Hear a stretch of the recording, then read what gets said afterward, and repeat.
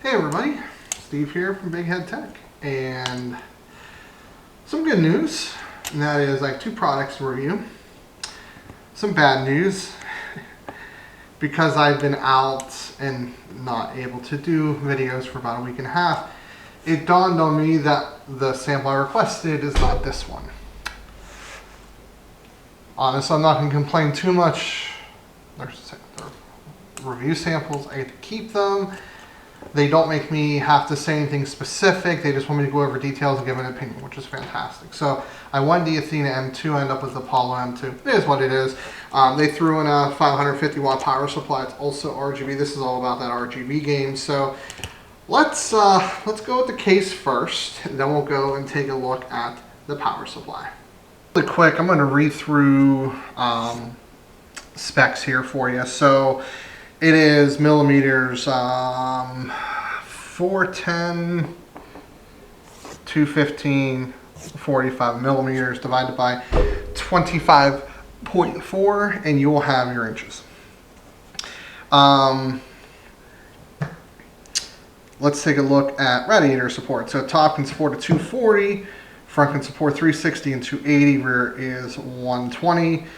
Top can also support fan wise, two 120, two 140s, front can do three 120s, two 140s or two 200s, which comes with it. Rear can support a 120 or a 140. Has one USB 3, two USB 2s, front audio, fan LED control, fan speed control. This is going to be useful for everybody. CPU core height, 170 millimeters, so that'll count for most tall heat sinks. VGA 330 millimeters, and power supply length 170 millimeters. Foam looks in overall good shape. There, now I got shocked. No obvious cracks or blemishes, which is good.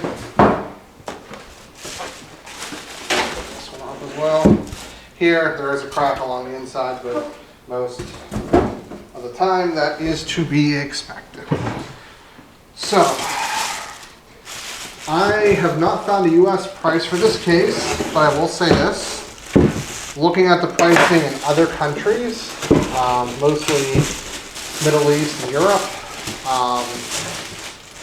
translates to in the $65 to $85 range. So it's going to be judged with like the Pure Base 500, the NCXT H510. So do keep that in mind. So, sorry guys. Let's take a look at some things. Just kind of giving everything a really quick look here. See if I, get my bearings on the case here. So, what are these for? I'm very curious. This doesn't hold the side panel, I don't believe, because there it is. It says press and slide. Oh wait.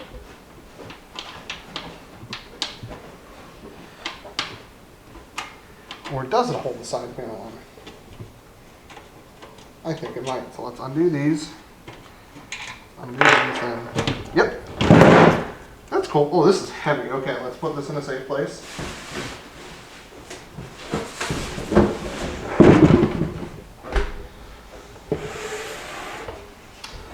Okay, so giving you my really quick first impressions here. Some things I like, some things I don't like, right off the bat here. So let's go ahead and get this into view. Everything's painted black. The steel is fine. It's not super thin. This back tray isn't the thickest. Really wish they would include a rear fan. There's no problem with it. It just looks ugly. Looks like you can put fans here though. These look to be 120 millimeters apart. But I'm going to start going over some things I immediately kind of sort of don't like. Let's take off this back panel here. Thumb screws are not captive. That's just a preference of mine. I would never say don't buy a case because of that. But anyway, so the good news is that there is a lot of space behind here to get air. And there's also these slits. Here's the bad news. No filters at all. And that kind of sucks, in my opinion. So at a case at this price point, I would really, really, really like to have dust filtration there. See, here's the thing. You don't actually need dust filters here if you're set up correctly. Now, if you have negative air pressure, which would probably require 120, 120, 140, because these are 200 millimeter fans, then yes, it would be fine. So this case would probably benefit from a negative air pressure because the filtration is here. So how negative air pressure works is more air is going out than coming in. So actually no, you would still want positive air pressure because then the air will be expelled through the cracks. So no, I would just put one here. With positive air pressure, you won't get as much dust, but you probably have to maintain this a little bit more. We have a single SSD drive bay right here, and it looks like there's additional SSD drive bay support. So it looks like you can put down in here a 2.5 or 3.5, and then a 3.5 down there. So it looks like we got some SSD drive support, and we also have, looks to be some SSD drive support right here. So essentially, you know, what I would honestly do in a setup like this, probably put, you know, 1 or 2 SSDs in, 2 hard drives, call it a day if you really want to go that crazy. So back here's where you have your fan hub, also your RGB hub as well. So what I'm hoping is this can get controlled via 3-pin. This would then not be plugged in. Now, there is an LED switch that goes from here, and it looks to be a dedicated LED right here. So you wouldn't have to use a reset button, which is good. So we're going to play with, ideally for me, that's really good to have for legacy systems. Basically, anything older than like 7th gen i7, even that, probably older. The thing is address wasn't caught on. A lot of early, 8th gen Intel boards only have regular RGB, same thing with 7th gen, they have addressable, so regardless. And then let's take a look at something that I'm automatically going to take points off of here, because I always do. Yeah, I don't need to take them off to find out. So these are breakaway. You guys know how I feel about that. So let's actually get a system in here and get a real, you know, opinion on, you know, how well it's actually going to perform. I don't really foresee any big issues personally. It all depends on the price point. I don't have pricing information, unfortunately, yet. Personally, I think if this was a $70 case with a 3rd fan in the rear that was RGB, I would be pretty happy with that. You know, there's definitely some things I don't like. I really would like dust filtration. They could have put mesh, in my opinion. That's what they should have done. They should have put mesh along the sides. So that's what I felt they should have done. And the reason why I picked the Athena M2 is because it had that mesh front. Because that was my preference. Because I felt I could give that the best review based off the product lineup. But it is what it is. Just based off of what I've seen, I'd still give it a decent like 8 out of 10 or something like that. There's not too much wrong with it yet. But let's go ahead. I'm going to quickly put together a system and give you guys my thoughts. Oh, no, wait. Let's not do that. We have another product to review. Move this guy over. He's on top. Let's open up what's in this box here.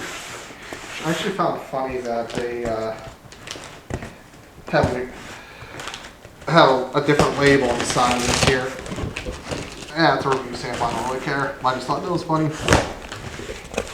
So we have packing peanuts. I hate packing peanuts personally, but I understand why they do it. It's cost effective and it does a good job. But I just don't like them. Okay, so we have the Gamdias, I'm not good with pronunciation, Kratos M1 550 beats a 550 watt A+ bronze. Some specs for you here: 34 or 43 amps on a single 12 volt rail with a max and 516 watt output. Not horrible. So it meets bronze efficiency, complete protection with OVP, UVP, OPP, SCP, SP, and ICP. That being said, I have absolutely no idea what most of those mean, but compatible ATX version 2.2, whatever. It looks to be there is some addressable RGB, which is fantastic to hear.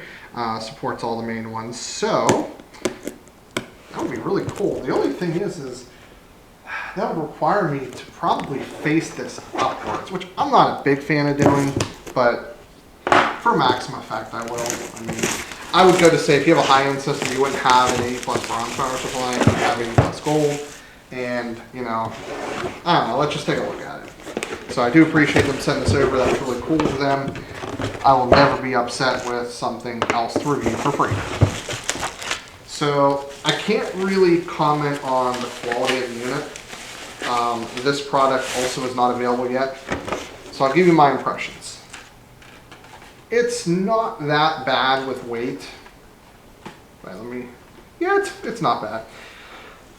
So I don't know what manufacturer they use to actually make this. So I can't really say much about there. It's made in Taiwan, or it's designed by them in Taiwan, made in China. So what I can do here, I'll be back shortly, is I'm going to try to see if I can figure out if this is a pretty good unit. But it's black cables. Like, come on, guys. This should be a standard on like any power supply that is worth buying. So I've had some time to poke around the web, and when you deal with something designed in Taiwan, manufactured in China, it's hard to find documentation, especially in English. What I have found out is they use Addison as their OEM. They make a lot of budget mid-range power supplies like EVG and Corsair. So take it for what it is. I don't have the ability to fully test something like this. I honestly don't. What I can say about it is they are using standard black cables, just like any other power supply. It has a fan that looks to be half decent. It's 550 watts, it's 80 plus bronze, it's 516 watts and a 12 volt rail. Basically, a lot of it's going to depend on price and what you're using it for.